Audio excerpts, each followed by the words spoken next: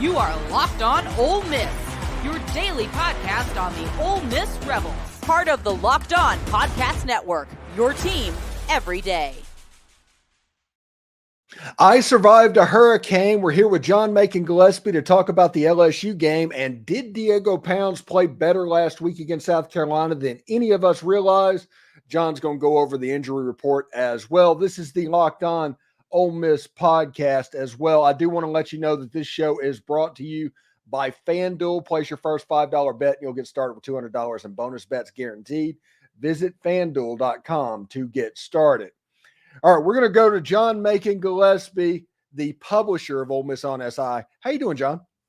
Pretty good, Steven. Glad to hear that y'all are doing okay after the weather that went through this past week. I know it was kind of hectic there for a while, but I'm glad y'all came out the other side of it.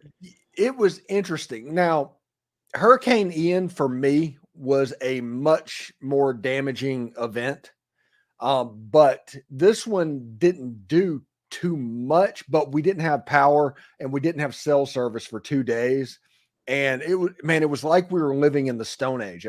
When I couldn't grab my phone and search Twitter or check and see how my videos that were scheduled were doing. That was so anxiety inducing, but it was so relaxing because I could just sit on the back porch and had nothing to worry about because there's nothing I could do. Yeah, it's kind of a good and bad scenario there, right? Obviously you want to be able to keep up with how things are going in the outside world, but at the same time too, because I've been in that situation before too, not with a hurricane, but it's just like, okay, well, there's really nothing I can do, so I'm just going to sit here and hang out, so. There's some good and bad to it for sure once you kind of get on the other side of the storm itself. I'm going to tell you, this hurricane probably was worse for me than Ian was because of the internet outage, because Verizon went down and it never went down during Ian.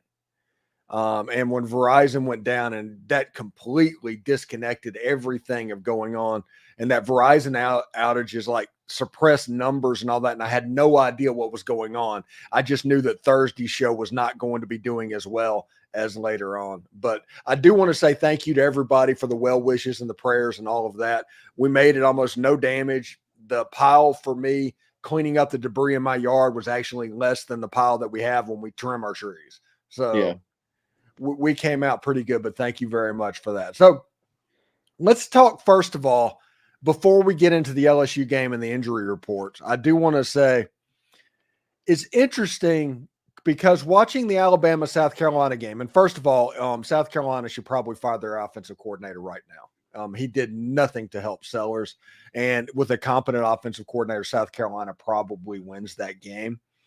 And Alabama's not particularly good, but the thing I want to talk about, the point in that game, is that the Ole Miss offensive line giving up 1 sack against that defensive line and none by Diego Pounds against Kyle Kennard is more of a big deal than I think we're doing. And I think Diego Pounds needs more credit for what happened in that ball game. Well, we especially can tell that now after this week, right? Because of what South Carolina was able to do against Alabama. I think you're right that we maybe were not talking enough about what he was able to do for Ole Miss a week ago up front, because really, you could tell that South Carolina's edges were affecting the game just a little bit, but obviously that he was not able to get to Jackson Dart. So obviously keeping him upright was huge, and Ole Miss being able to kind of dominate and win that game. Diego being able to do what he was able to do against some really good edge pieces there for the Gamecocks was pretty phenomenal. We haven't really talked about that. Yeah, and Kyle Kennard, legit defensive end, and what South Carolina does in their defense, they cause turnovers against Alabama. Like I said, if they would have done a little bit more to protect Lenora Sellers, by the end of the game, the safeties for Alabama was playing about 8 yards off the ball because they knew that they weren't going to throw downfield, and they were just reacting to all of that quick stuff because the only way they knew how to throw the ball was a drop back pass, roll the guy out, do what you have to do, run some screens to slow down this rush, because all Alabama did at the end of the game, South Carolina needed 15 yards to win the game, just 15 yards. and you ended up an offensive lineman catching a tip pass when there's no timeouts that wasted 30 seconds, and then drop back pass, and then heave it up Hail Mary style.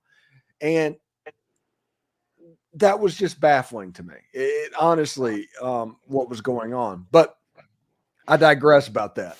I just wanted to say on this show that give credit for what's going on to Diego Pounds and the Ole Miss offensive line, because apparently that South Carolina game now, it looks a little bit differently, because this is the second SEC team that defensive line is wrecked, because Kentucky they wrecked, and the first half and the last 2 minutes of the Alabama half was absolutely ridiculously wrecked.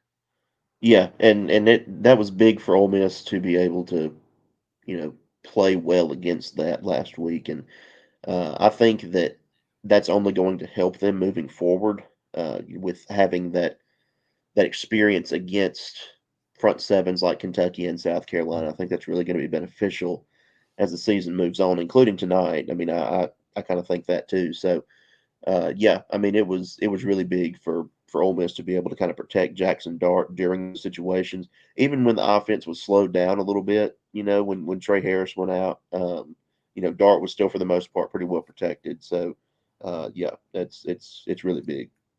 All right, so let's turn our attention towards tonight. It's real interesting. The injury report was very nice to Ole Miss when it came out, and I was playing a little bit of catch up. Congratulations and thank you to Lane Kiffin for the traditional uniforms at LSU. Thank you very much for that. I'm assuming the traditional uniforms in navy blue is going to be the Egg Bowl. Thank you for that ahead of time as well. But the injury report came out and was about as good as can be expected for Ole Miss. Yeah, I think so. Obviously, Matt Jones, probably not going to be able to go today, but Trey Harris listed as probable. That's obviously a very good sign for Ole Miss. And he posted a story on his Instagram story that was very cryptic that sounded like he was getting ready to play. Yeah. Still a few pieces there listed as questionable on the list that came out on Friday, but I mean, for the most part, in my opinion, Trey Harris was kind of the biggest wild card coming into this week a little bit, based on hey, is he going to be able to go, and what does that mean for the Ole Miss offense if he's not able to? But now it looks like he is going to be able to go, so that's obviously huge for Ole Miss on the road, because Dart and Harris have such an important chemistry in the passing game that having that connection in a road environment, I think, is very, very important. And him being able to suit up and go is going to be huge. The one trap that I think that Jackson Dart needs to avoid tonight, and that is him being the roommate on the road with Trey Harris. He knows how much this means to him. Over-reliance on Trey Harris would be problematic. Yeah, I do agree with that. I think that that would be an issue, but I don't necessarily see that he will be over reliant on him, although that has potentially kind of been the case at some point this year. But I think that it opens up so much for the Ole Miss offense when he is able to be in the game, and that's just that I don't think that can be overstated. So. Yeah, I think it's going to be really, really big that he's able to play tonight, and we'll see if Dart can kind of move the ball around to some other guys as well. All right, thanks again for making the Locked On Ole Miss podcast your first listen every day. Whenever we come back, we are going to talk more about this Ole Miss LSU game. We're going to look at some maybe Ulysses Bentley type stuff and continue to go down this injury report and what's going on there, because there's a chance Princely and Mommy Ellen is going to suit up. But until then, stick around. Hey everyone, I've got something for you that is a real game changer. ZBiotics pre-alcohol probiotic drink. It's the world's first genetically engineered probiotic designed to help you feel great in the morning after a night out. It's been created by PhD scientists. ZBiotics tackles those rough mornings by breaking down a toxic byproduct in your gut that's responsible for your hangovers, not dehydration like most people think. Look, I won't lie. I was a bit skeptical at first, but then while hanging out with some friends at a weekend barbecue, I decided to give it a go. I made ZBiotics my first drink of the night, followed by my usual favorite drink, and it was amazing. It felt like I hadn't even gone out the night before. No sluggishness, no grogginess, just ready to take on the day. Here is how it works. ZBiotics produces an enzyme that breaks down the toxic byproduct in your gut that's responsible for those rough mornings. Just remember, for best results, make ZBiotics your first drink of the night. And of course, drink responsibly. Head on over to zbiotics.com/lockedoncollege to learn more and get 15% off your first order when you use the code LOCKEDONCollege, all one word, at checkout. Plus, ZBiotics is backed by a 100% money-back guarantee. If you're not satisfied, they'll refund your money, no questions asked. Remember that zbiotics.com/lockedoncollege and use the code LOCKEDONCollege for $15 off. Try ZBiotics. It's the key to feeling your best after a night out. Hey, NFL fans, you can start your season off with a big return on FanDuel. It's America's #1 sports book. Ole Miss is favored currently by 3.5 points against the Tigers in a line that has gone up over the week a little bit, even though the money's kind of coming in on the Tigers right now. I mean, maybe Vegas knows something. When you get a hunch like that in the middle of the game, you can check out the latest stats, view live play-by-play, and so much more on the same page where you place your bets. You'll get started with $200 in bonus bets guaranteed when you place your first $5 bet. That's FanDuel.com.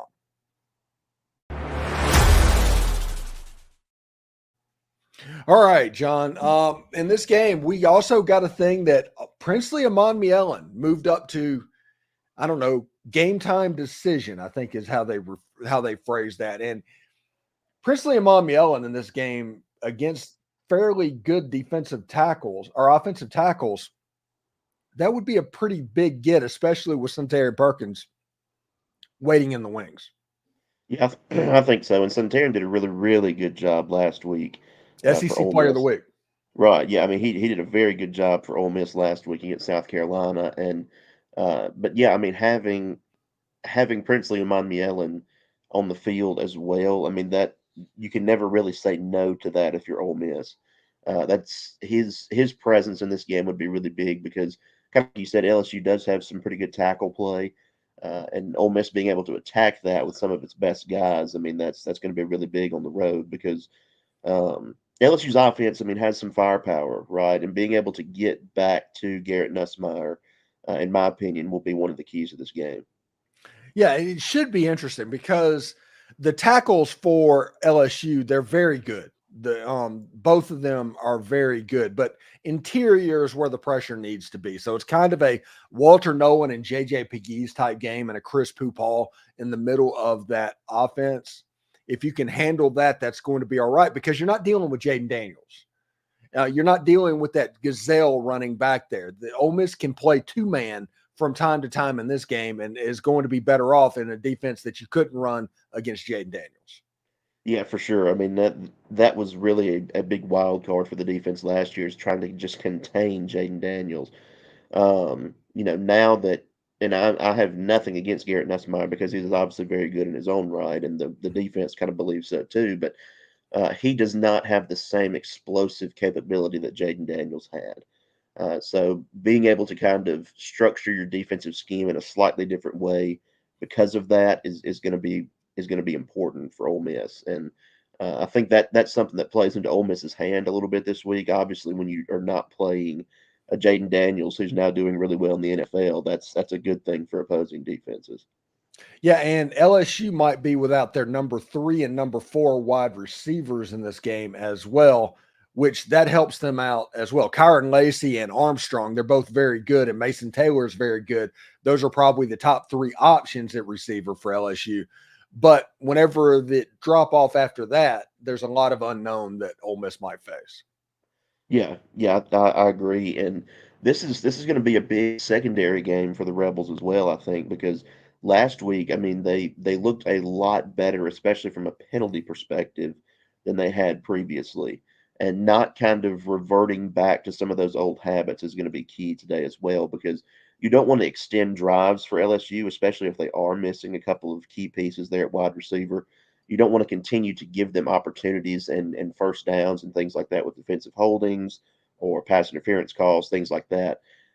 So if Ole Miss can kind of replicate what it was able to do last week against South Carolina, that's obviously the mindset that they need to have going into Baton Rouge today. Yeah, it should be pretty interesting. And this is the 100th year of Tiger Stadium anniversary. They've painted off up the end zones a certain way.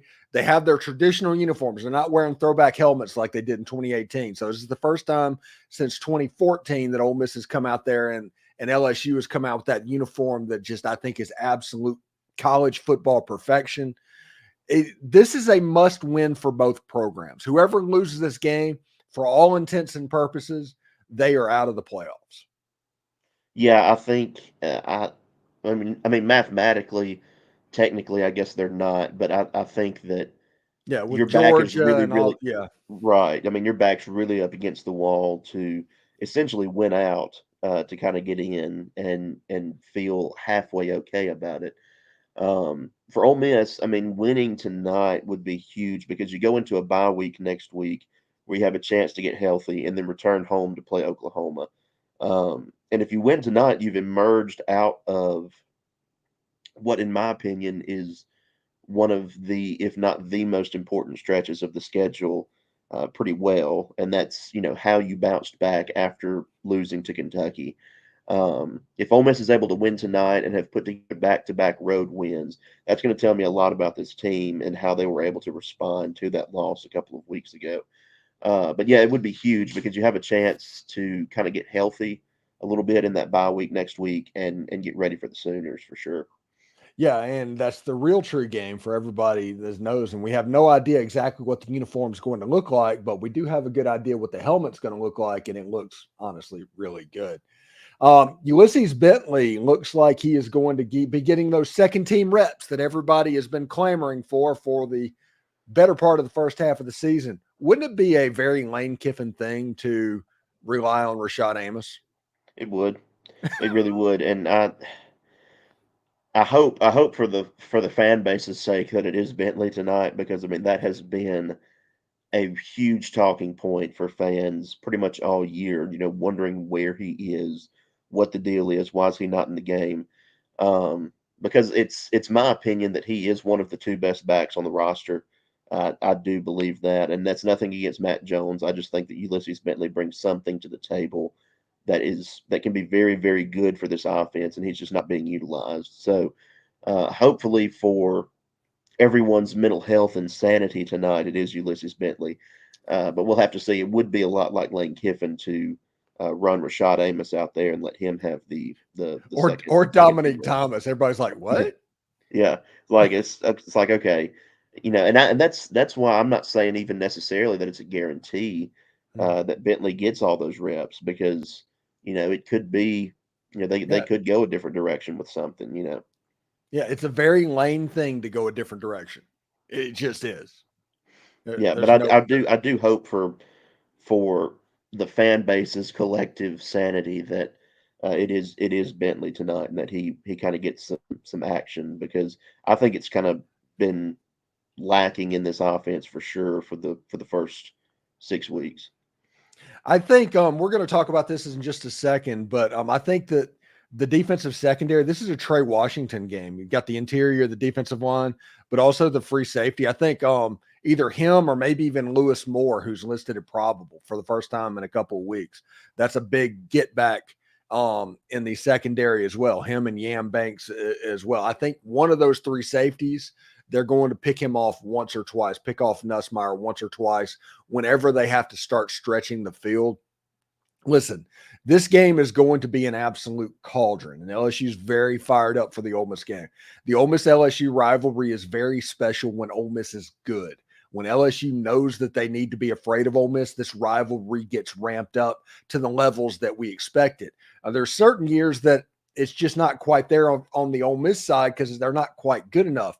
But over the last couple of years, Ole Miss has gotten pretty good. And when you look at LSU having any hope to make the playoff, they need to beat Ole Miss. Ole Miss needing to make the playoff, they need to beat LSU. The crowd's going to be absolutely nuts because LSU is a home underdog at night in Tiger Stadium. That's absolutely nuts. There's a lot of stuff that, it's going to be interesting to see because a whole lot is playing in Ole Miss's favor right now. Yeah, and Ole Miss handled what was at kickoff a pretty hostile road environment last week and was able to emerge out of that with a pretty convincing win. I mean, what 27-3, you can't really scoff at that in the road on the road in the SEC. It should have been 50-3. If you just Yeah, look at it, it was an absolute beatdown. yeah. And now, so you passed that one test as far as being on the road in the SEC, but now you have another one, and it's night in Tiger Stadium. I do think the crowd is obviously a variable that Ole Miss has to account for tonight. I think it would be stupid to not do that. That's going to be something to watch. But if they're able to pass this test, that tells me a little bit about, okay, this team has some dog in them to where they don't think a moment is too big necessarily if they're able to surpass this test and go into the bye week 6-1. Because I mean tonight, I mean this is the biggest test they've faced from a hey win you've really got to win this one. Outside of last week, of course, but this one has a little bit extra oomph behind it because it's LSU and it's in Baton Rouge. So if they're able to pass this test, man, I mean it tells me a lot about this team and their mindset here at the midway point of the season. Thanks for making the Locked On Ole Miss podcast your first listen. When we come back, we will talk about this being the most important game in the Ole Miss era in the last 60 years at Ole Miss. And we'll talk about how this is also the most important game potentially of Lane Kiffin's head coaching career. So stick around for that. With Robinhood Gold, you don't need a silver spoon to eat up the financial favors of the 1%. Robinhood Gold allows others to get rates and perks usually reserved for the high society. Now, the resourceful individual with Robinhood Gold can earn a very liberal 4.5 APY on uninvested cash, receive unlimited 1% deposit bonuses, and be rewarded with a handsome 3% retirement boost on an IRA account. Robinhood Gold provides the privileges of the high net worth for the any net worth. These generous benefits are now available for just $5 per month. The new gold standard is here with Robinhood Gold. Sign up at robinhood.com/gold. Terms apply. For product-specific disclosures, visit robinhood.com/gold. Remember, investing involves risk. Rates may change. Gold membership is offered by Robinhood Gold, LLC. We're back with John Macon Gillespie from Ole Miss on SI. Listen, John, I think this is the biggest game that Ole Miss football has played since probably 2003. Now, if it gets to that Georgia game and Ole Miss still just has one loss, that'll be potentially the biggest game in a very long time. But this might be the biggest coaching game in Lane Kiffin's head coaching career. Now, assistant coaches, he was an assistant on those USC teams and Alabama teams. Obviously is not there, but as a head coach, this is probably the biggest game that he has ever coached, or at least the most consequential.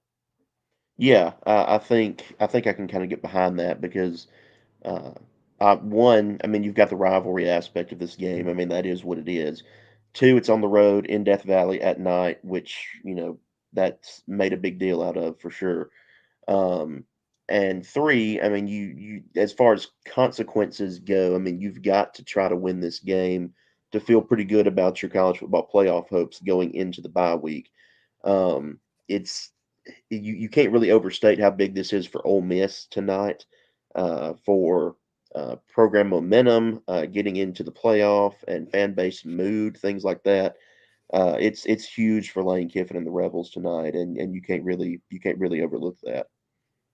Yeah, it should be pretty interesting. As you can imagine in the chat, I'm looking through there. Just about all the questions so far are about, are we going to see Ulysses Bentley? And I think we are. We all assume we will, but I will not put 100% on Lane Kiffin to do any of that. No, I think it would make a whole lot of sense for Ole Miss to play Ulysses Bentley tonight with Matt Jones out, but you can never really guarantee anything like that where Lane Kiffin or other coaches even are involved in these decisions. So, yeah, I think it would make a lot of sense for Bentley to play. But that doesn't mean that he will. Yeah, it's pretty interesting indeed. Now, the earlier games like Mississippi State and Georgia, they're tied 3-3 right now. It's one of those stop the count type deals, like almost at the end of the first quarter.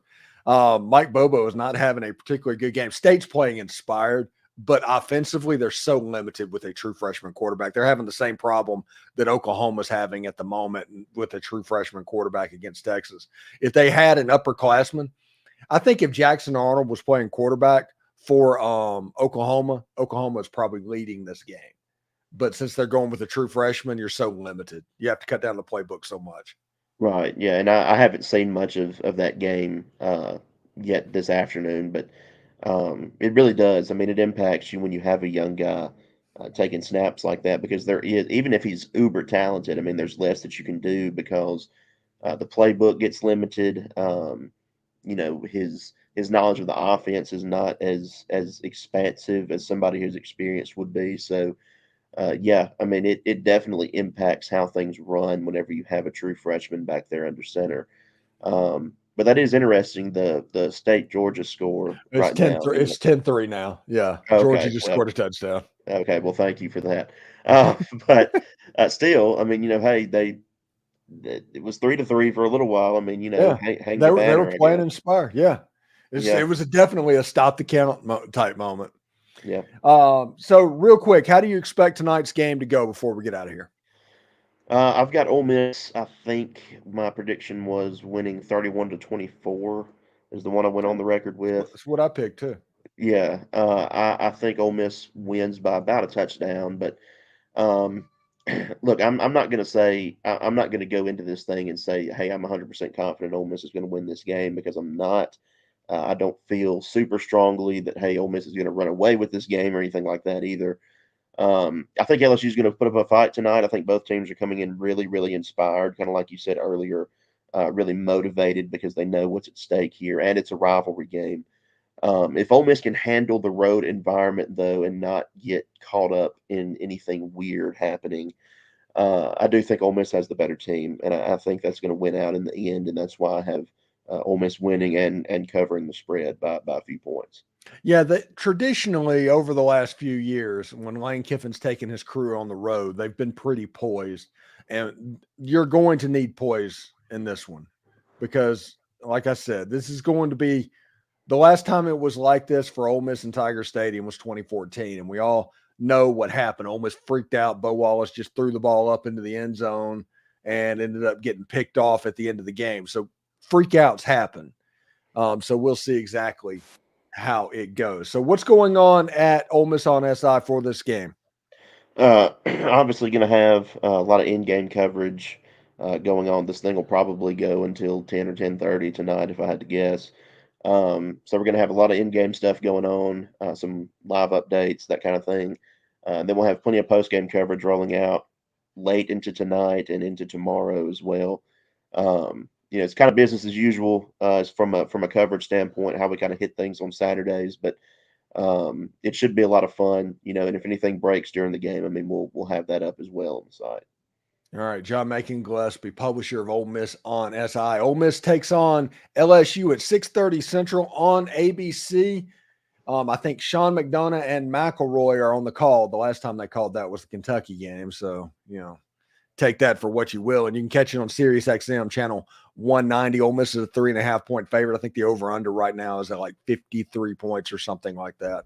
So we will see what's up. Anyway, John, take care. Enjoy the game, and we'll see what you got going, man. All right. Appreciate it, Stephen. Thank you.